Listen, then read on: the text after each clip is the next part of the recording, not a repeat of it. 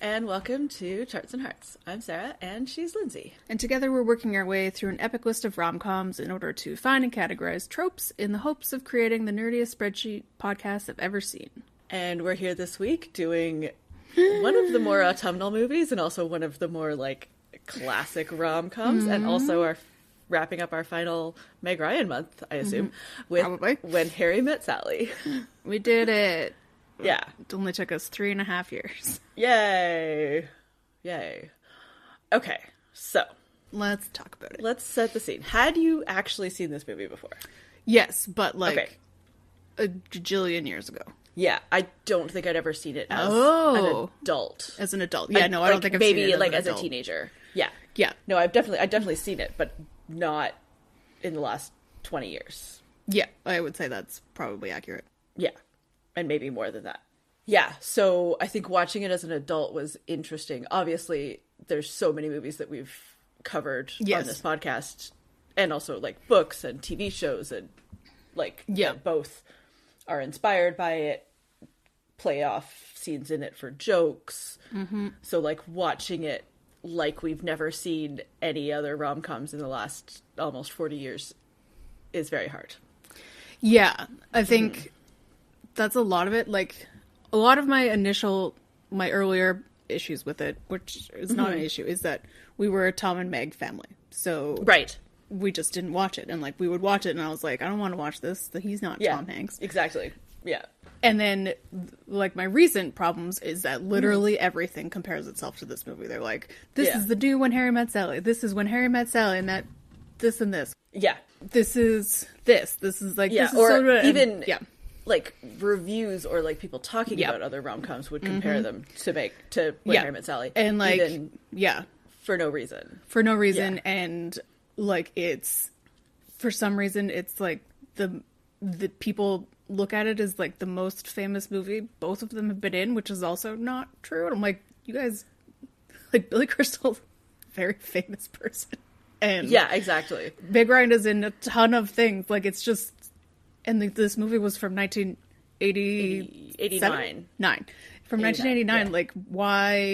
Why are you still holding on to it? And so we talked about it before, and we tried to watch it with an open mind, and what I got from an open mind is why. So yeah, there is a bit of that. I can't fully relate to how people why people found it so iconic in 1989 or even in the early 90s, because obviously it's not that. But I think at the time and for a while afterwards, it was really a novel concept to have this sort of grittier but still romantic storyline.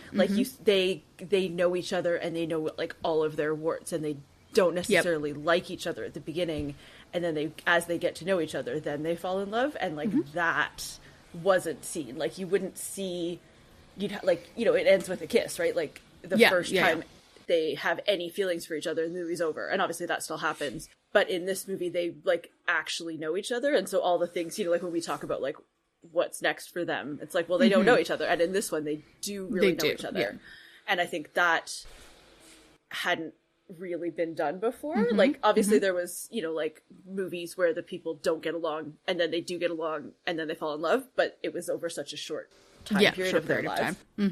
So so you wouldn't have that long-standing romance. But now, since this, obviously we've got way more television, we've also just had way more movies. This isn't a new thing that we haven't seen anymore, and it's almost the inverse, right? The couple that you long for to get together over seasons of a TV slow show. Burn. Slow burn. Yeah, exactly. The concept of a slow burn just isn't that exciting. And because I at least didn't find they have some chemistry, but I don't find that the longing pining isn't there in the same way that it is in lots of other things that I've seen. Yeah. I think even Billy Crystal in French Kiss, they had better chemistry. I feel we obviously have issues with that movie, and we talked about them on our Patreon episode, but I feel the two of them, and maybe it's just the way that I like my Billy Crystal and the way that I like my rom-coms is on the funnier side, and I think that's part of it when you look at You've Got Mail versus this is like, You've Got Mail is really funny. And this movie, I didn't find very funny. Well, I think that's kind of the whole point, is like it's meant to be like a little bit grittier than like a standard funny, like obviously it's still a comedy, but it's like it's a bit more of like a darker comedy, or not darker, but like it's just grittier, dramedy a little bit. I think, or like just more grounded. Yeah, I also found Billy Crystal way more charming in Forget Paris. Yes. Did I say French Kiss? This was the problem. Don't watch 2 Paris movies in a row. Yes, I can't remember. Forget Paris. Yes. Yeah, he was more charming in that I found him even though he was like an asshole in that movie, but he was more charming. Well, so I think probably he was a charming asshole, whereas in this he was kind of just an asshole. Yeah. Although he gets better. I don't know. He does get better, and like there are, like he has his moments, and there are funny parts in this. Like it is Rob Reiner and Nora Ephron, like obviously. Yeah, but there's obviously like big iconic moments, like like It Had to Be You, like that scene is amazing. But for the like, I don't find that I'm like shipping them or like longing for them to get together throughout the whole movie. Yeah, and I think that's the biggest thing that I am confused by, is that I don't think I'll ever watch this movie again. Just because you don't care, not because you don't like it. Exactly. Like, it's not a bad movie. I just don't understand why this is the movie that people watch all the time. And they rewatch it and they, like, think about it as the top romantic movie. I'm like, it's fine. And, like you said, like, it was a different kind of movie in 1989. I'm like, but it's been 40 years, 35 years. Why are you still watching it? And, like, I'm not judging. I'm just like, why? Have you never seen movies that are funnier and make you feel good about them? Like, I don't know. Yeah, it's just I don't know. I'm trying to think thing. of like what I would rather, like, if I was looking for that like longing. I mean, I think I get it more from TV than I do from movies. Me too. Yeah, that like slow burn pining. Yeah, like, I mean, there's so many iconic examples, but like I even like it when they don't actually really get together. Like, I don't know, Mulder and Scully or whatever. Like, yeah. Whereas this doesn't give me that like longing, pining feeling. Exactly. Like, I'm like, if we wanted to watch a movie with longing, pining, and throw on P&P. Exactly. Yeah. And I'd rather watch Pride and Prejudice again for the 1000th time, I think, than watch this again. That's kind of how I feel. And again, like, I'm like, it's not a bad movie. It's well done. Yeah. The writing is very good, and it's like, it's got that Nora Ephron, Rob Reiner, like, boom, boom, boom, boom, boom. But I'm just like... And, like, really good character development. Like, Yeah. I think probably, like, the best developed Meg Ryan character. Like, that she's actually, like, for all of the rom-coms that we've seen her in, like, an actually fleshed out character that is, like... complex and interesting. Yeah. Which, that was nice. And it was lovely to see Carrie Fisher, like, actually not playing Princess Leia. Yeah, she was really even good. Though her character sucked, but that was kind of the point. She's terrible, but but she got better when she was with Bruno Kirby. Yes, and like the two of them getting together was adorable, especially like, and that scene of like, you know, they're both setting up their friends, and then it's like, oh wait, the inverse worked. Like, which was really cute. Yeah. So that's kind of where I'm at. And I think also the biggest thing for me is that, like, we've talked about embarrassment porn before, and like I cannot watch the diner scene. I put it on mute. Oh yeah, it is like, so I cannot awkward. watch it. Yeah, it is the worst thing for me. I'm like, and like I think also probably because I watched it as a child. Yeah, and I like, also didn't understand what was happening. You know, like your early like teenage year, and you're like watching it with your mom, and you're like, oh my god, I'm going to die. And so I have like embarrassment porn, like cringe for that, and then the extra of my experience and my memory of being with my parents watching this movie. Yeah, and so I'm just like, this is torture for me. This is 5 minutes of torture. And so like the fact that that's what people bring up, and like they did the Super Bowl commercial last year about it, I'm just like, please stop. Please stop. It's also one of those, so like in all of the test things, like all of the women found it hilarious and none of the men did, which I also like. I love that. I just don't want to watch it. Exactly. It's too awkward. But and I think it must have been Muppets Tonight because of how time works. But Billy Crystal was on, and Miss Piggy did a fake sneeze Like, they read it in the fake, and like that's the thing I remember the most. Funny. I'm like, and that's funny. Like Miss Piggy pretending to fake sneeze, like that's good stuff. And then, of course, then there was another Muppet that was like, "I'll have what she's having, but with less pepper." Like, come on, that's hilarious. Like, well, I'll watch that again. Yeah. So like, it's so iconic that even it's referenced in the Muppets. Yeah. And like, there's that, and then there's also like the like whole "it had to be you" thing, and then there's also the sort of debate of like, can men and women be friends? And obviously it brings up the debate, but it doesn't answer it because they get together in the end. But like, and I think maybe that's part of what you were talking about, of like, it's definitely one of the first and maybe one of the only / few, I think he's just not that into, is probably one that the next one that comes to mind, is that men talking realistically about how they view women, and like, I will always be thinking about having sex with you, and not in a predatory way, and not in a I have to get out of this car kind of way. Just like, that's just how, in a like, oh, what if it happened? Like that's how men, especially when they were whatever they were in college at that part, like that's how they think. That's just what it is. And I think that was probably pretty groundbreaking at that time. So. Yeah, that people actually talked about it, and that, I think also the fact that it was. I mean, compared to lots of later movies, it's not very sexual, but it is. But they talk about like sex explicitly. A lot. They talk about sex, whereas in movies before this, it was very like, close the door and montage, or it was very like entendres and like implied, whereas they're like explicit about it. Yeah. So I think that's the other thing is, you know, whereas if you now, you know, like once you've seen like Sex and the City, this isn't that groundbreaking anymore. Not so much. Yeah.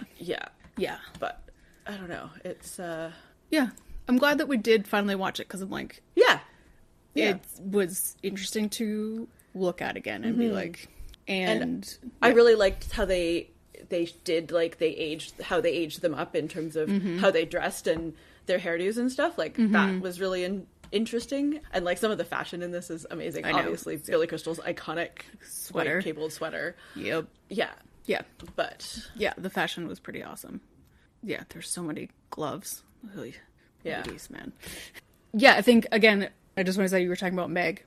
Yeah, I wrote this note at the beginning of Meg playing Meg, and that's only because she has a scene, I think, in the airport when she's like, I can't remember anything, and blah, blah, blah. I'm like, this is Nora Ephron. You just took this line and put it in Sleepless in Seattle. Like, this is the exact same.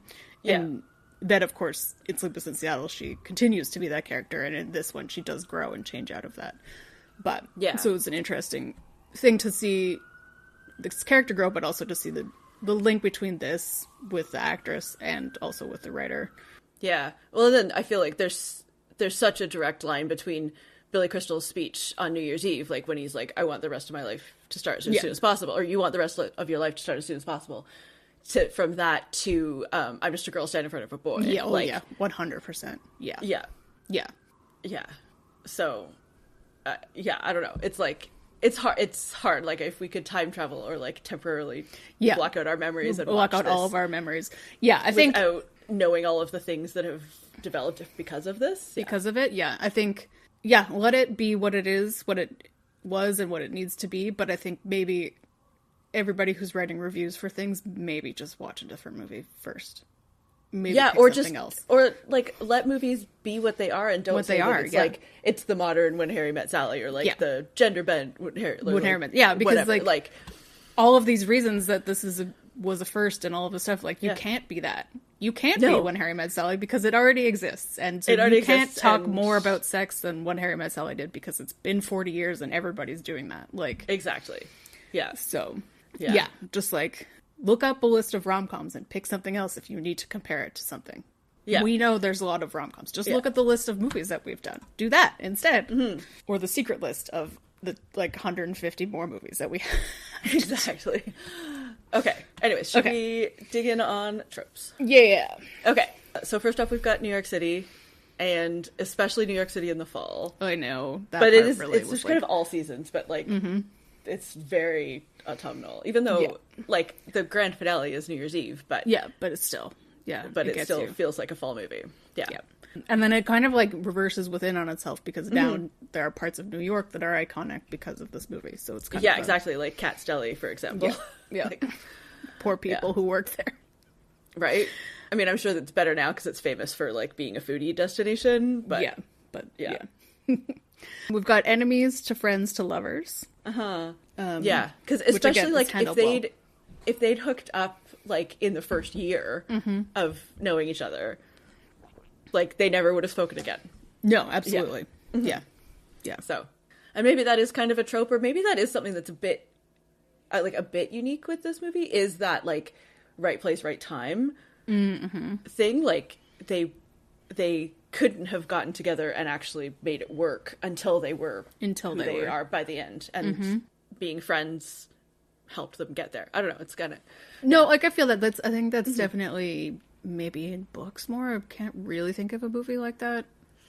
Yeah, except, like, there's always, like, the trope of enemies to lovers is, like, obviously they couldn't get together at the beginning because they hate each other, but even the, like, friends to lovers is, like, if friends, you know, if you get together too soon and you're not just, like, perfectly compatible, or like haven't figured out that you love all the weird stuff about them, like, everything's gonna drive you crazy. Whereas if you know, get there slower, I don't know. Monica and Chandler, I'm just gonna throw that. For sure. Perfect. Yes. Yeah, because if Monica and Chandler got together in, like, season 2. Yeah, then... Well, because there was, like, that flashback episode where everybody almost... And, like, it wouldn't have worked then, because they weren't... No. I just watched the finale of Buffy last night, so they weren't cookie. They were still cookie dough. They weren't cooked? Yeah. Yeah. Anyway. Exactly. Okay, we've got lots of montages. Because there's both, like, montages to sort of, like, pass time, but then also just montages of them, like, living their life and, you know, talking on the phone or whatever. Yeah. Because, I think this movie takes place over, like, 10-ish years? I think so, yeah. Because it was, like, 77, I think, and then 89. 80, or like, maybe, like, going into 89? 89 on New Year's, yeah. Yeah. We've got random dancing. And singing.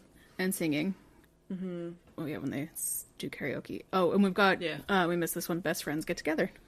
Yeah.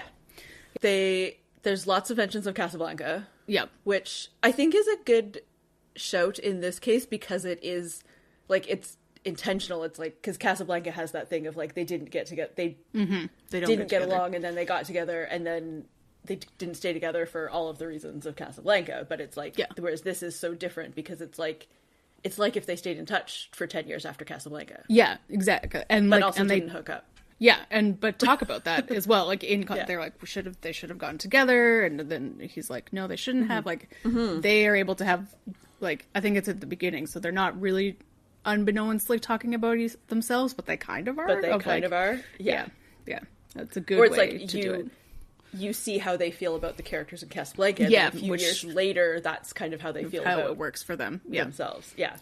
Okay, so we've got huge apartments. This is mainly like Carrie Fisher and Bruno Kirby's apartment, huge, and then there's like another one I think somewhere. But Billy Crystal's apartment is insanely big, and I don't get it. Yeah, like I know it was the 80s, and I know it's a movie, but they're meant to be like kind of like decently wealthy, but not like insane. Right? Yeah, like he's a policy lawyer.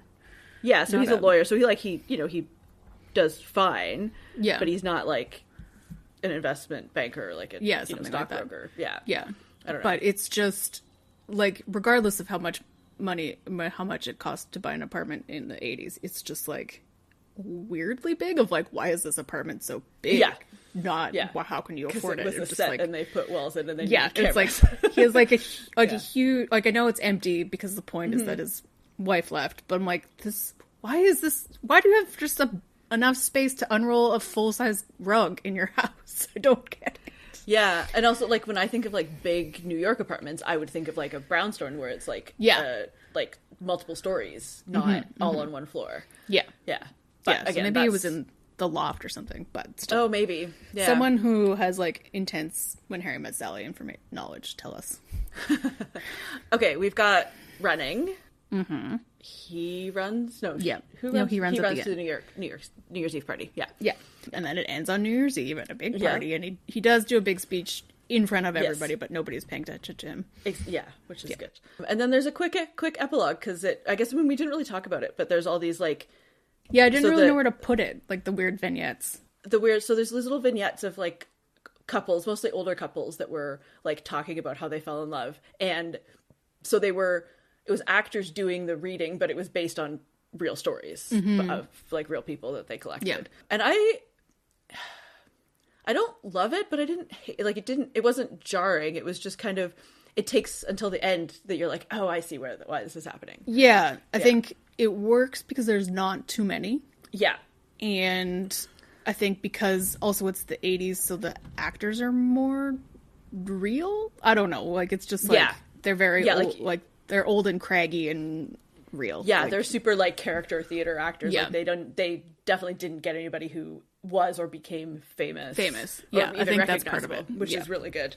Yeah, like I wasn't 100% sure if it was actors or real people until I read the trivia. Yeah. Mm-hmm. And then, so like that makes me think, obviously they do that in Ted Lasso on purpose. But it does make me think, because you brought it up, of Sex and the City in the first like 2 episodes. They do talking to the camera vignettes, and then they drop it immediately. I don't remember. Yeah, but never watched the pilot of Sex and the City. It's bad. I don't have any intention of watching Sex and the City again. I've been there, done that. But yeah, no, the Ted Lasso, when they all are like talking about that was definitely Harry Met Sally vibes for sure. Okay, Lindsay, does this movie pass the Bechdel test? I thought about this a lot, and I think no. I think there's probably technical passes, because Carrie Fisher and Meg Ryan do spend a lot of time together, but most of the time, like, I would say 99% of it is about men. Yeah, like, she talks about her work, but I think just with men, or with, like, random characters who aren't named. Yeah. And then, when she's talking... like, I'm sure like, there's a moment, but... She might talk with Carrie Fisher sort of indirectly about men, about, like, having to... like, the fallout of her breakup with the guy. Yeah, like, that's kind of, like... But then it's still about men, but it's still about men, but she's talking about, like, herself and what, like, she's like, am I going to be alone forever or something like that? And then there's also a point where they're talking about a woman who makes desserts for a living, but that's Billy Crystal's girlfriend, and, like, so, I'm like, I don't think that counts. Anyway. Yeah, so it, like, there might be a bare technical, but it's not a good pass if there is one. If there is one. Because, but there is, like, really good female characterization, and, like, she actually has a friend who's her friend, not... Yes, not anybody, she doesn't not, come like, from something his else. friend or, like, through his him. friend's wife, Yeah, so, like, she does have another friend as well, who's in it a few times. Yeah, so... well, and then there's her friend at the beginning, who's, like, Billy Crystal's college girlfriend. Yeah. Yeah. Yeah, so I'm here for the strong female characters, which, again, Nora Ephron. Yes. But, and, like, having friends, again, you can see that through Sleepless in Seattle, and You've Got Mail. Yes, for sure. But we will also just shout out that this is a very white movie. Oh, a completely white movie, I think. It's the whitest movie that's ever whited. So, and, like, they're in New York, very, so white. Anyway. Yeah, although I feel like in New York, like, there were a lot of people who weren't white, but I think it was much more segregated. I don't know. I wasn't in New York in the 80s, but, like, I don't know. Yeah, I have no idea. Obviously, I don't know. But I feel like there's definitely about pockets of New York, right? Like, that's... Yeah. But also everything I know about New York in the 80s and 90s, like, the from 80s movies. Is from movies. And that was more based on casting than reality, so who knows? Yes. Yeah. Okay, let's make a pie. Yeah. Okay, so we start with awkward moments in diners, because they do have one at the beginning as well. On their first road trip. So it kind of is a little bit of a through line, and again, the thing that people remember this movie for. So, well, and because I hadn't seen it for so long, when they came to that first diner, I was like, does it happen this early when they barely know each other? And I was like, oh, thank God, because that would have been really weird. Yeah. Okay. Like 15? Yeah, I think so. Yeah. Because I want to give this one more, which is lines people remember without watching the movie, which goes back to our initial conversation of like, you're like, oh, it's the best rom-com. I'm like, when did you watch it last? Because exactly. You can have that opinion, but I need you to do more research. Yeah. Like 45? Yeah. Or, like, lines and scenes also, but mostly lines. Yeah. Good sweaters. Oh, man. Every single fall, because I am very into, like, knitting, and that's mainly what I use Instagram for. Somebody's like, oh, I'm going to make the Billy Crystal cabled sweater, or here's my cabled sweater inspired by Billy Crystal's sweater. So, like... 20? Yeah, that's where I was thinking. Because, like, this... Like, the fall vibes is definitely one of the reasons why we finally bit the bullet. Not just because we wanted to do a Meg month. Yeah, but and also I feel like Meg Ryan has good, like, she does. She's got good, like, fall wear. It's like, the 80s, but she does wool blazers pretty well. And, yeah. Was this with 20? Yeah, another 20 for mostly the song "It Had to Be You." Yeah, because it's in there, and then it's also the theme a lot, and it got to be almost a little bit annoying. Of like, what if you played different music right now? But it true. Is, yeah, and it was like the start of Harry Connick Jr.'s career or something. Yeah, because Harry Connick Jr. like arranged and instrumented a whole bunch of things. It was so "It Had to Be You." It is both the love song, so it's the theme, and then also like and the song arranged, in the credits. Yeah, with Harry Connick Jr. singing it. Then yeah. But, so yeah, we'll give that our final 20. Yeah. Sorry, all I can ever think about when I had to be you was League of Their Own, when they're in the bar and Mabel it's drunk and singing. You're like, I'm singing to Nelson. It's so good. It's so good. Anyway. Okay, what do we think is next for them? So this is like, we didn't really actually talk about them so much. Like you mentioned it, of like, they don't have the best chemistry. Like, again, it's a long friendship, and I think that part's very true. But I'm not convinced, because they don't get together until the very, very end. So we never get to see them together as romantically. Yeah. And I don't like either of them enough to convince myself that they would make it work. I don't know. Yeah. I'm on the fence. I think it's either like, basically a year in, they'll never speak to each other again. Yeah. Or they'll be together until they die. Till they die. Yeah. Yeah, there's not a lot of in between there. Like, it really comes down to like if they can actually figure out how to like communicate and spend like long periods of time together. Because that's the other thing, is like they were friends, but they didn't like live together. A huge amount of their friendship, they weren't even like in the same city or like in the same circles until kind of the last. And then like the epilogue kind of doesn't help, because we got married after 3 months, and I'm like, that's not long enough to be in a different kind of relationship than you had been in the last whatever. Like, I don't know. Yeah. I don't know. Yeah, but it's also like the 80s, and you know, people, you know, got married a lot sooner than they did now, and like So also Billy Crystal is like 20 years older than Meg Ryan, which I didn't realize until afterwards, and it made me feel icky. Oh, yeah. I don't love that. Because in the movie, they are playing roughly the same age. Like, he's maybe a couple of years older. He was born in 48. 48. And she was born in 61. Yeah. Oh, okay. So, like... 13.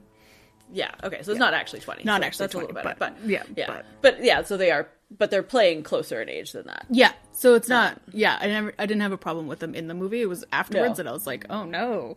But yeah, that's not as bad as I thought. Okay. That's good. Maybe that's what it was. Oh. He was 40 and she was 27 when they made it. That's what it was. It was the fact that he was 40 that made me feel icky. Yeah. Whereas if he'd been 39 and she was 27, that feels slightly less of a problem. Yeah. I don't know. I don't know. Yeah, but again, I think the movie wants you to believe that they're like, not like fated soulmates, but that it's going to be a relationship that they're going to have to but want to work on. Yeah, and I don't know if that's true. Yeah. And again, like, I think it's hard because we did just watch Forget Paris, when Billy Crystal like refused to work on himself, and I think like you had it worse, but I think watching two Billy Crystal romance movies from 30 to 40 years ago in a row was a bit too much for Billy Crystal for me.